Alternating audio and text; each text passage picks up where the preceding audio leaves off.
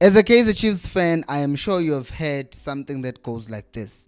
I would look at who's available and if we have the resources to get that player. We've heard this thing a lot of times, and that has proven to be problematic because it's one of the reasons why the transfers that we've made in recent seasons have not worked. And we're going to talk about Khama Billiat as an example of that and how he was actually signed to Kaizer Chiefs.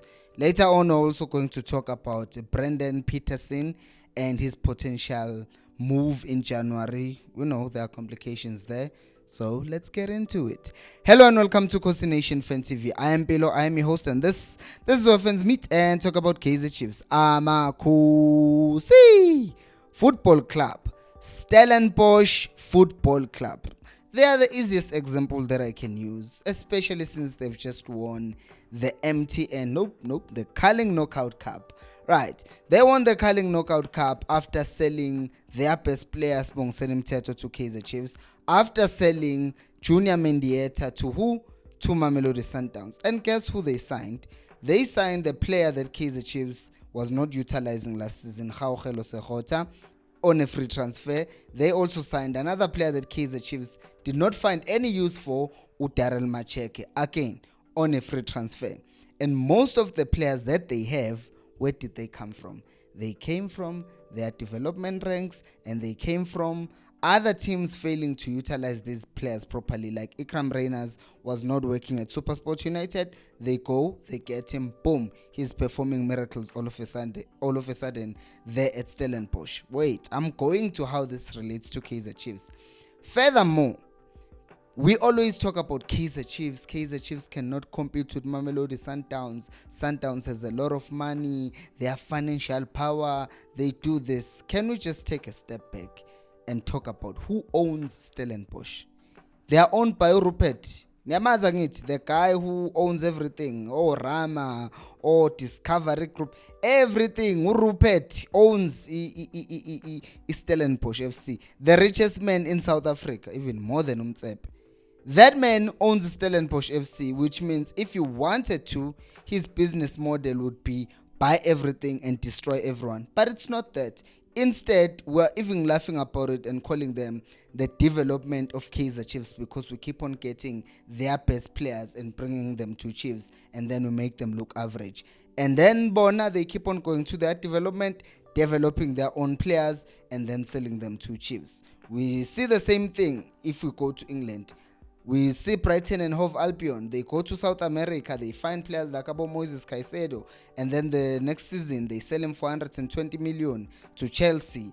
They find all these other players. Yves Besuma, they end up selling them for 40 million to Tottenham Hotspur or Ben White at Arsenal. They go and find these players. They have a proper scouting network, and then they develop these players into their system, and then they succeed. That's what happens. On the other hand, Kaizer Chiefs just looks at who's available, not necessarily who do we need, who fits our style, and because of that we always fail. But I wanted to make this point. The problem with Kaizer Chiefs is not just financial. The problem with Kaizer Chiefs is because the plan is not there.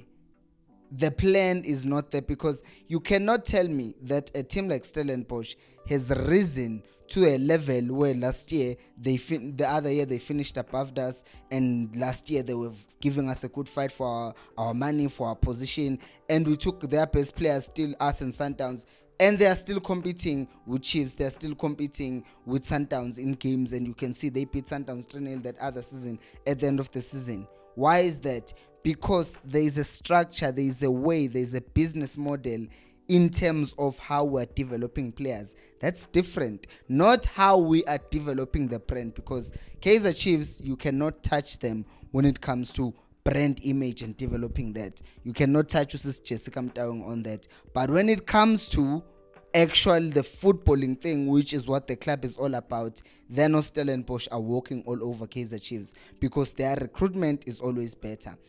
Coming to Khama Billiat now. So Khama Billiat apparently did not want to join Kaizer Chiefs. In fact, he was looking to move to somewhere overseas. But then Kaizer Chiefs said, you know what, now 100k. wathi Billiat ngazongibhedela but nanku 500 wathi 500 mina kwathi okay nanku 800 wathi okay hayi ngiyeza. Which makes me ask a question. Is it possible that they did the same thing with Dolly? Like, here is 500,000. Nope. 800. Nope. 1.4 million. Sure. Like, you understand that, yes, these players at their peak, Dolly, Khama, they were very good for Sundowns. But were they what we needed in the first place? Because let's just make an example right now. Khama Billiat has been getting injured a lot. And because of his absence, we would feel it whenever he was absent. Khama is not here. And all of a sudden, the team is struggling because we signed him hoping that he will solve all our problems. We were just saying his individual brilliance should come and solve all our problems. And did it? At times it did, but most of the times it didn't, because all the budget now, the money is now going to Khama. Because ukumbule, when they are counting budget, they're not counting Guti. Also hold 500,000 per month. They count that budget for an entire year. So on Khama, basically they were spending what, 8 million in 10 months. They cost 800,000 plus the other 800,000, which is 1.6, which means they were spending 9.6 million, or let's just say round it off to 10 million on Khama alone per season. Imagine if they had taken that 10 million and then invested in 3 other young players who are still developing, or better still, develop the players in our development, have a proper technical team, have everyone who's going to develop these players. We can do a lot with 10 million. Now imagine that 10 million over 4 or 5 years that Khama Billiat spent at Kaizer Chiefs. Now we're looking at 50 million. How many better players would you have gotten? Now we're talking about just buying them. We have not included their salaries, but I'm sure how much they would be making is much less compared to what Khama is getting, because even in that period we're still getting players and we're still paying them a lot of money than we would have if we had focused on our development. This is proof. The average squad age of Stellenbosch, I think, is 24.5 or something like that. They are very young. So this is not this thing that we always sell. Oh no, it's experience. Experience is important.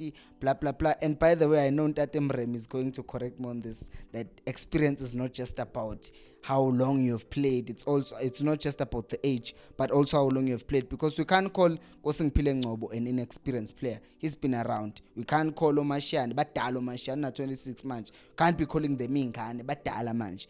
Experience is there. It's just that we are not trusting them because we are always fixated in the idea that we should always buy older players because older players have experience. But if you look at the older players at Kaizer Chiefs, classic example right now, you look at them getting injured. You look at Fiso Hlanti, how he's performing right now. Not convincing at all. Dolly getting injured all the time. Kune getting drunk. What is experience actually giving us at Kaizer Chiefs? Nada. It's not. And you have Stellenbosch, they are winning. So we cannot always just say experience as if it's the only thing that matters. There are other things that influence how the team will ultimately end up performing, and that has to come and go back down there. And that is why I will always say this. Kevin Johnson should go back to that position because he's good with the young kids and he's going to develop them and then feed them into the senior team, and then we'll have a very good senior team, because that's why they hired him, right? That was their plan. So I'm that person who's like, let's stick to the plan. If the plan is to get the best coach to get the best out of the youth, then by all means do that. Go get Kevin Johnson to do that. Now you see that, you can coach the senior team. Now you're bringing him to the senior team, and then that position is now vacant. So who's gonna take it now? That means now we must start afresh and look for someone to take over that. Who knows? Maybe they were now turning the corner and they'd realize that, you know what, we need to focus on our development and make sure that we bring the best out of our development and get Abo Jabu Polo, Dr. Khumalo again, because that seems to be the thing that is going to help Kaizer Chiefs go forward, because we clearly know that they will not match Sundowns in terms of spending. But Stellenbosch just showed us an example that you can grow your players and end up using them and winning things with those players. Please do like the video. Please do subscribe if you've been enjoying this video so far. And also, I wanted to ask you, at Kaizer Chiefs, do you actually think the strategy of let's get the best players available there is working, or do you think we should go back to just focusing on our development? Because I know there's also an argument from some people who are going to say, you know what, Mpilo, not every player who comes from the development is going to perform in the senior team. I respect that and I understand it. However, I am asking you, based on the players that we've